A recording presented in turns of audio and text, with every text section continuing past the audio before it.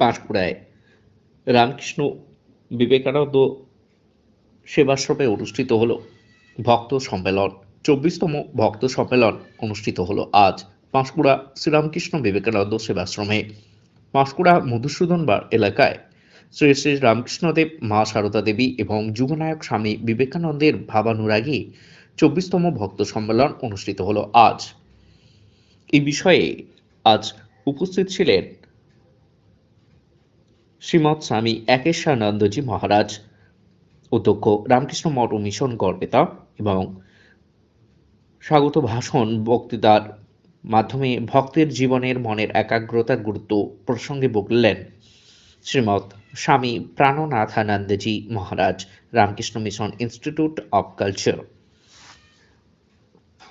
এছাড়াও বৈদিক মন্ত্রপাঠ, পূজনীয় মহারাজ অতিথিবৃন্দদের বরণ, উদ্বোধনী সঙ্গীত, স্বাগত ভাষণ, সঙ্গীত, বক্তৃতা, ভক্ত সম্মেলনের কর্তব্য তাৎপর্য এবং সমাপ্তি সঙ্গীত, রামকৃষ্ণ শরণম এবং মধ্যাহ্নকালীন ভোজনের মধ্য দিয়ে আজকের এই ভক্ত সম্মেলন অনুষ্ঠিত হয় পাঁশকুড়া রামকৃষ্ণ বিবেকানন্দ সেবাশ্রমে।